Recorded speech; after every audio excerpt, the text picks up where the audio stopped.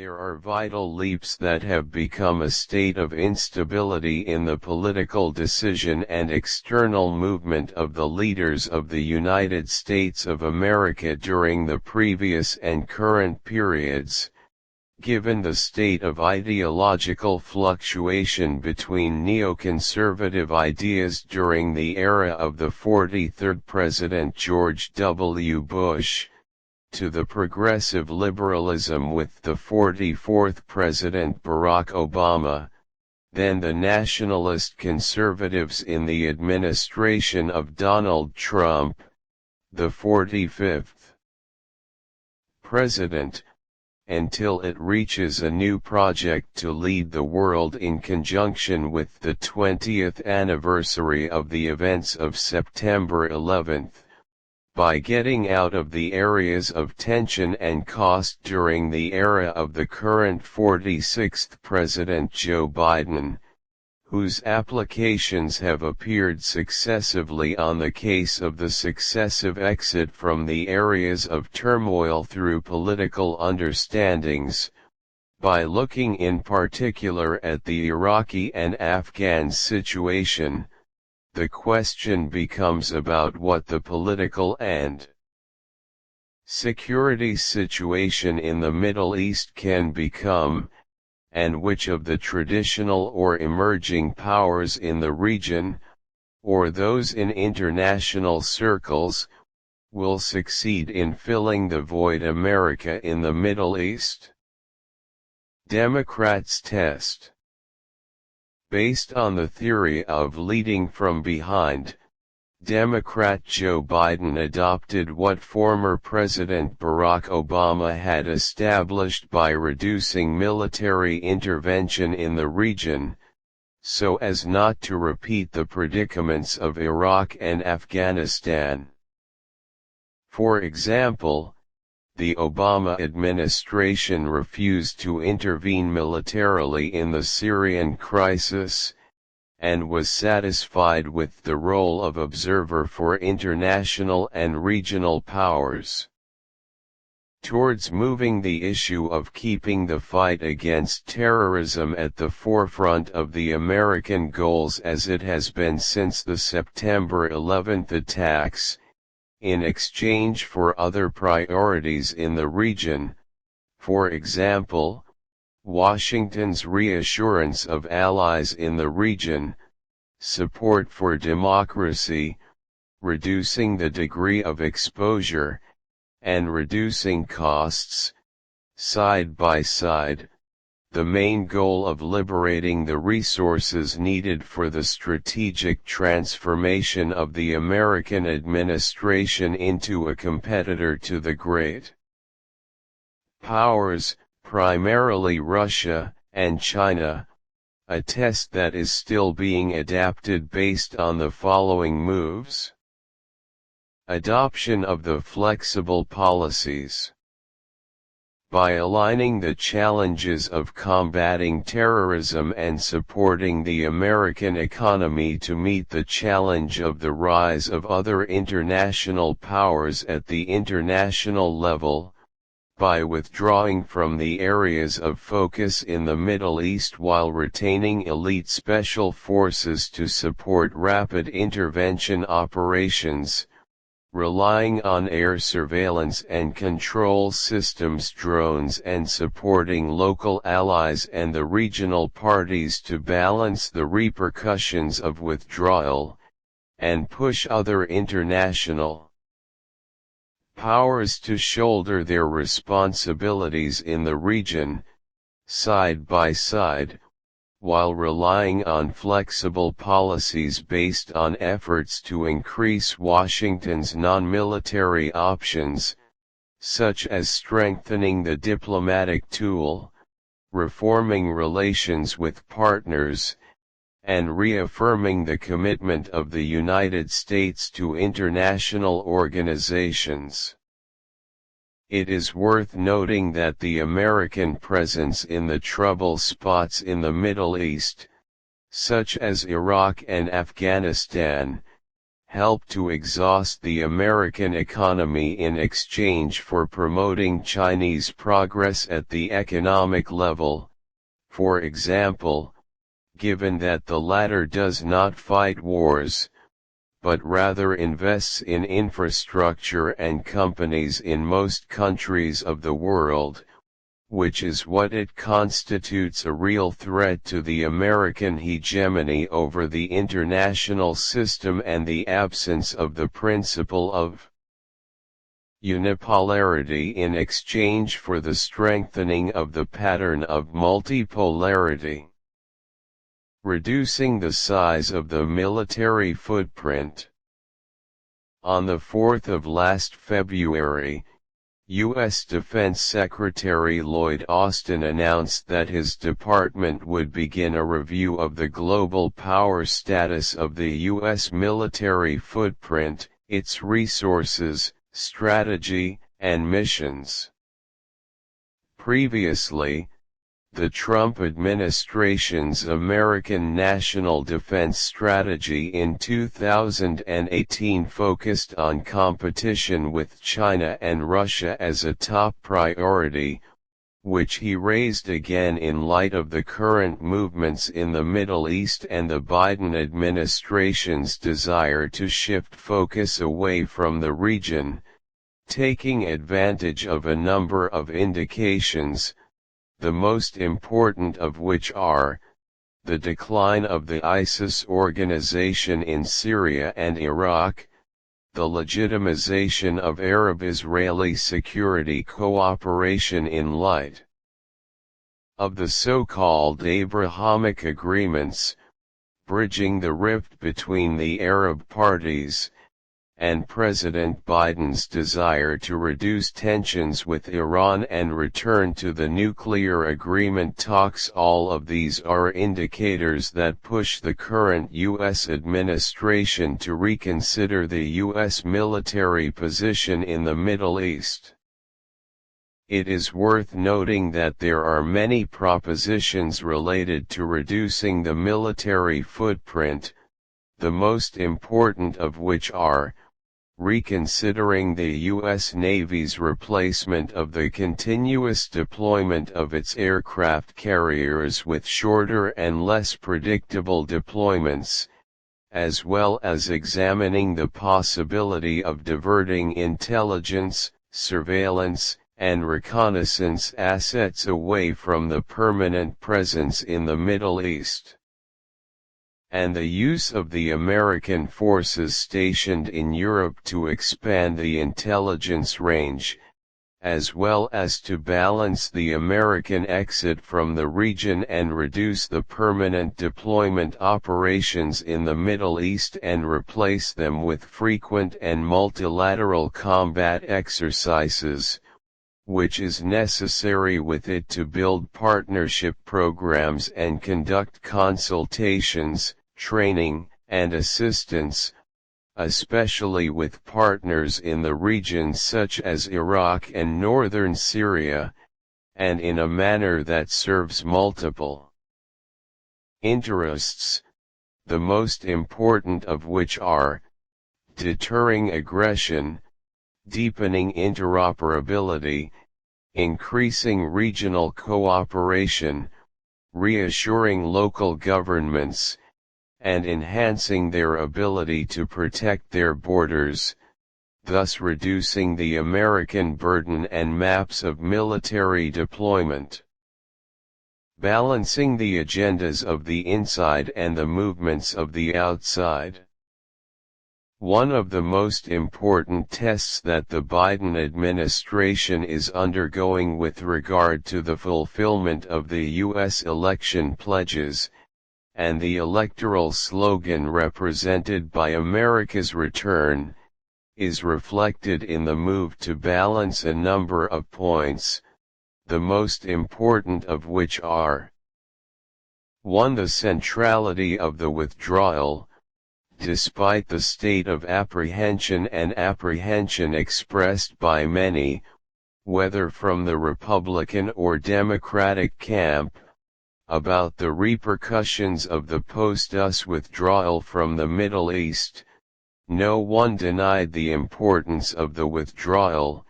as well as the importance of structuring a safe strategy for a more organized,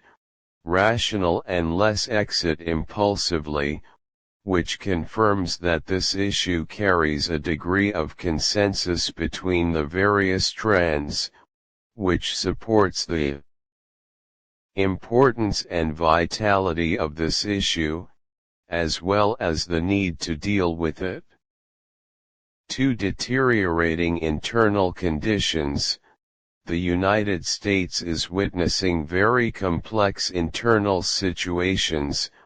especially with the widespread outbreak of the corona pandemic, and the negative repercussions associated with it on various aspects of the American economy, as additional burdens were imposed on the American administration, which necessitated a reallocation of available resources, especially towards the most pressing internal issues.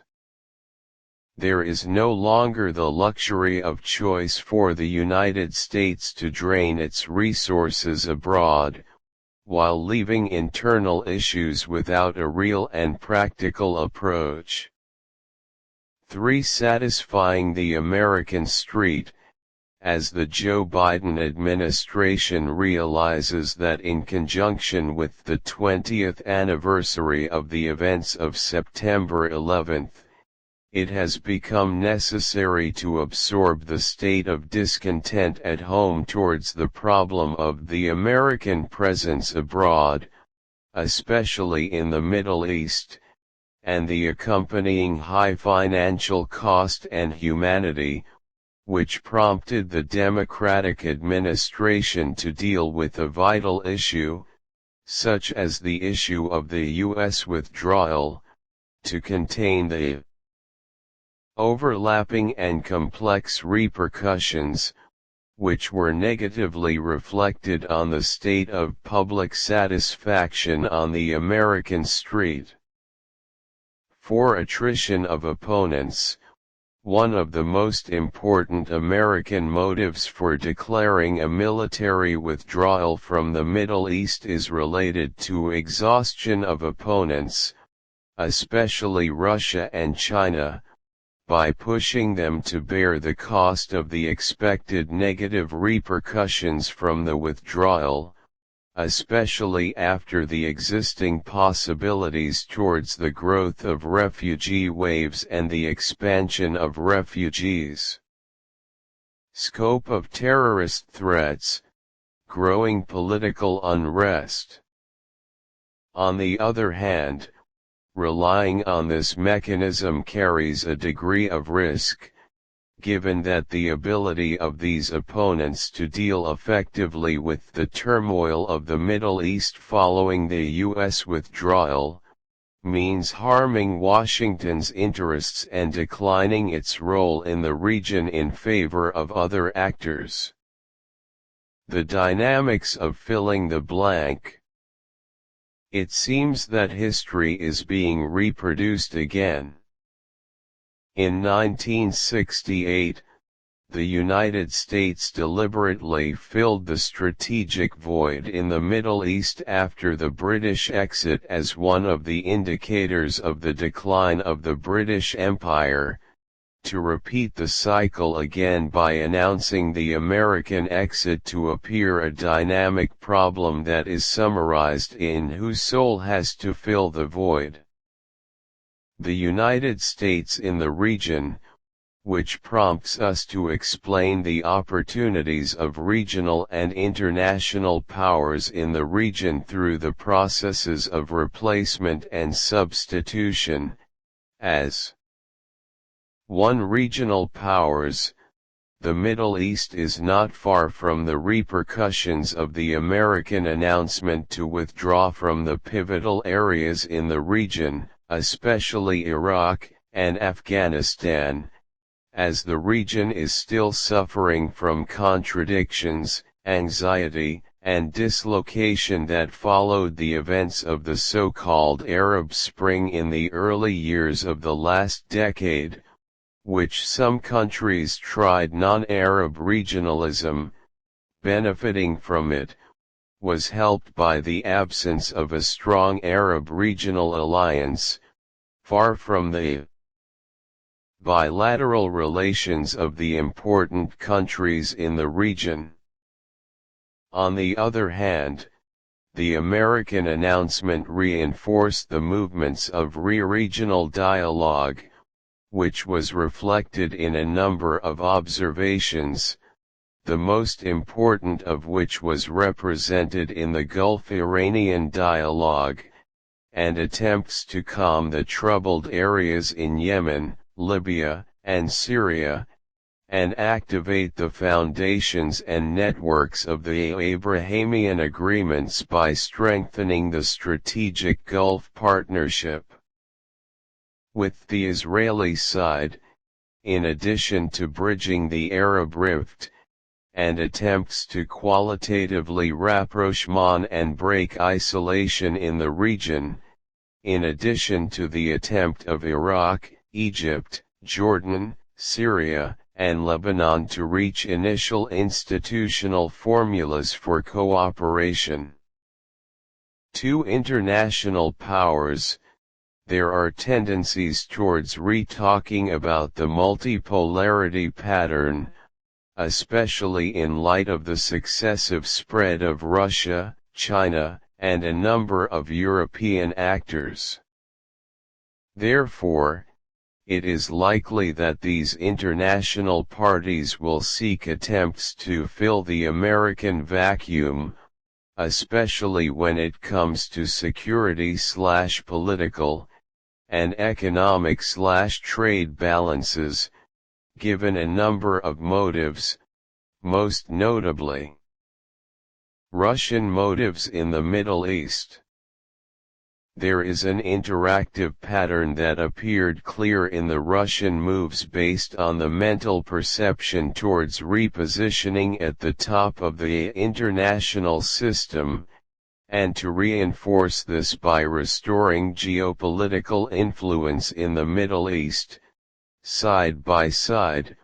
with its traditional agenda in the region, which is represented in strengthening efforts to combat terrorism, energy cooperation, and arms trade control. Accordingly, Putin's ambitions reinforced the Russian agenda after the growing repercussions of the so-called Arab Spring, to include motives of an interactive pattern, most notably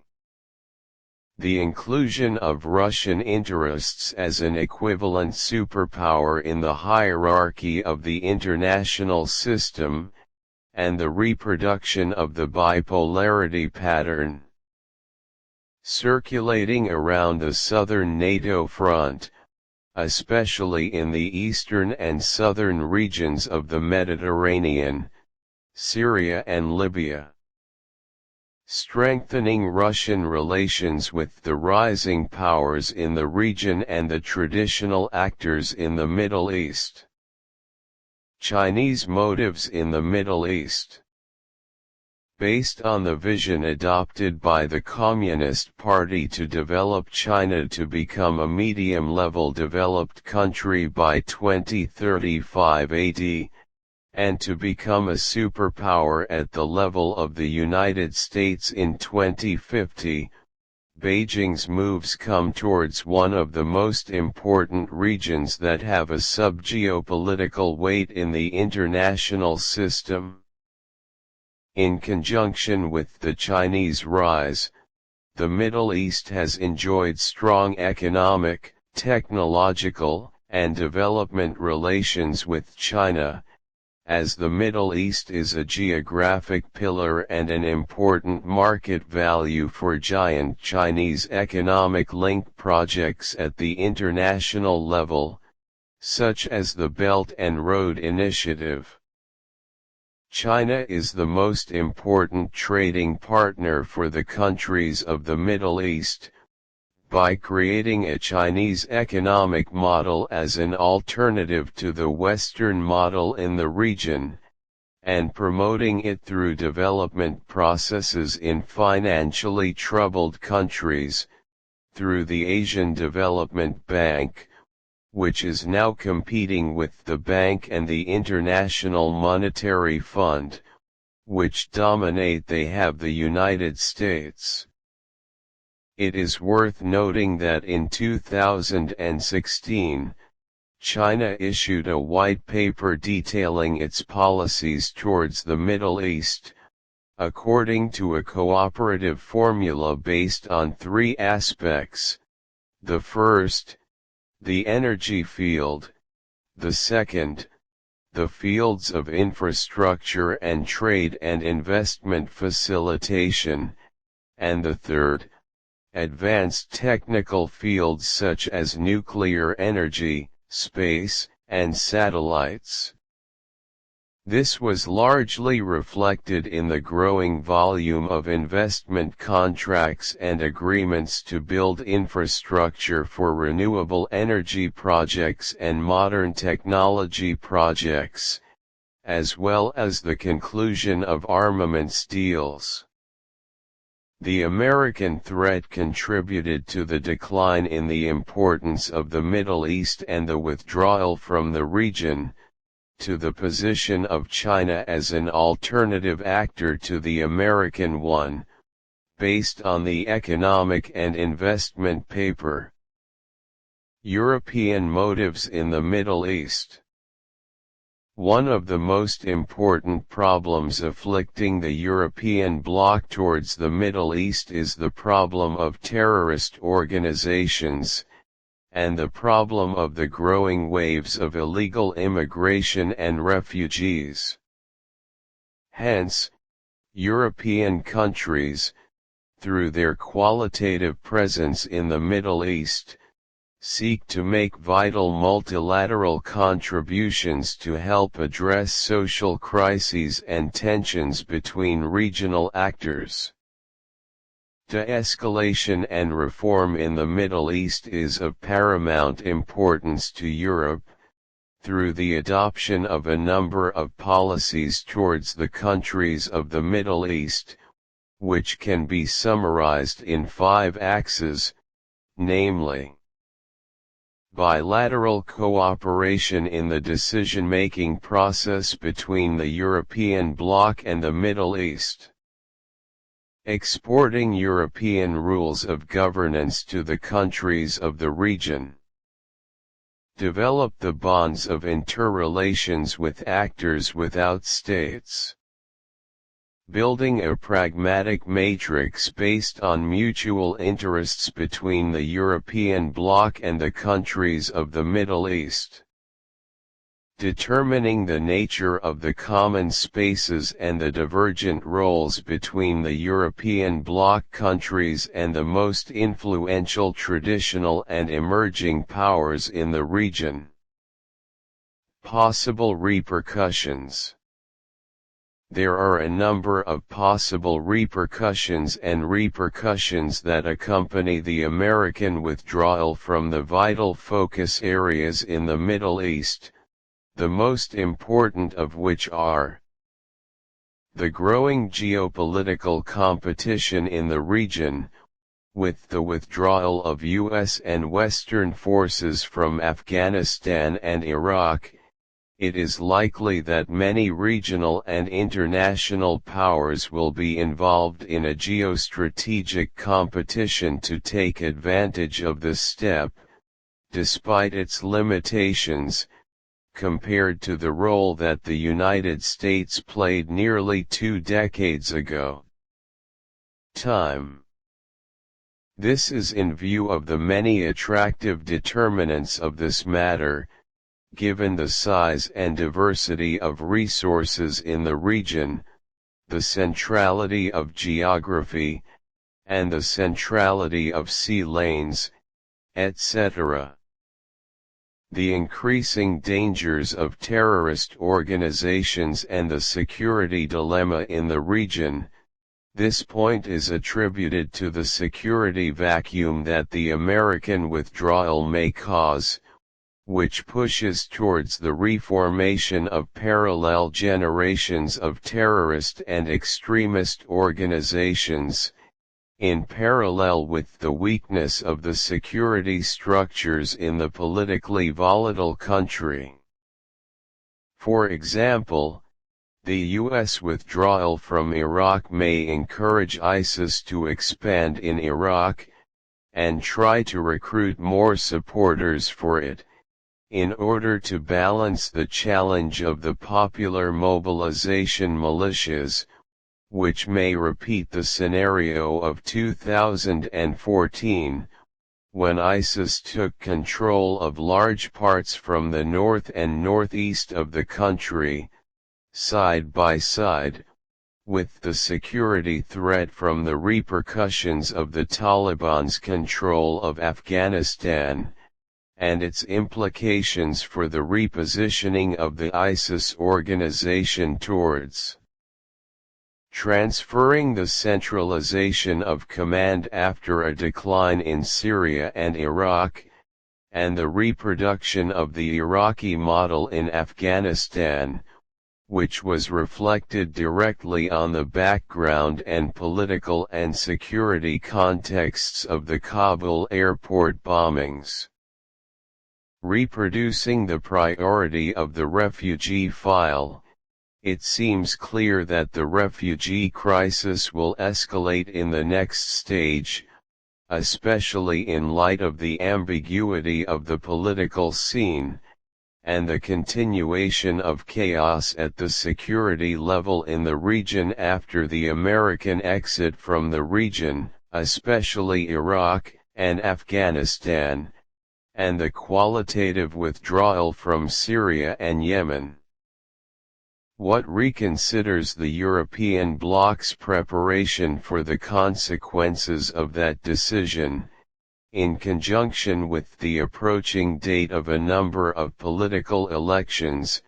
such as the elections that will take place in Germany and France, which made the two countries take precautionary measures in dealing with the refugee file,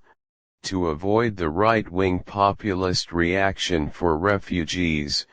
which followed the refugee crisis of 2015. For example, Germany, according to some estimates,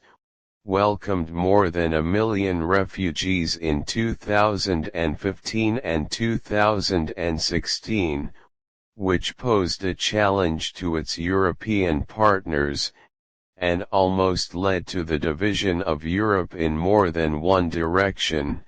as some countries refused to accept the arrivals. This also led to German Chancellor Angela Merkel being subjected to great internal and external pressures. Possible structural convergence. The reduction of the U.S. presence is likely to reflect the push for regional reorganization processes, through assessments of the changing balance of power and converging interests in the region. For example, there is a complete awareness of the importance of regional dialogue and managing emerging conflicts to ensure the stability of national and regional security. This was reflected in the content of the unannounced talks last April to discuss how to end the conflict in Yemen, as well as the interactions after the return of relations in the Arab world, in addition to Cairo's networking with Iraq and the countries of the Levant region, and its sponsorship of many political and security dialogues in the region. As such moves would rearrange the political cards regionally, and prepare the region towards reaching an agreement for a new comprehensive security structure that deters the problem of the inevitability of conflict in the Middle East. there are vital leaps that have become a state of instability in the political decision and external movement of the leaders of the United States of America during the previous and current periods, given the state of ideological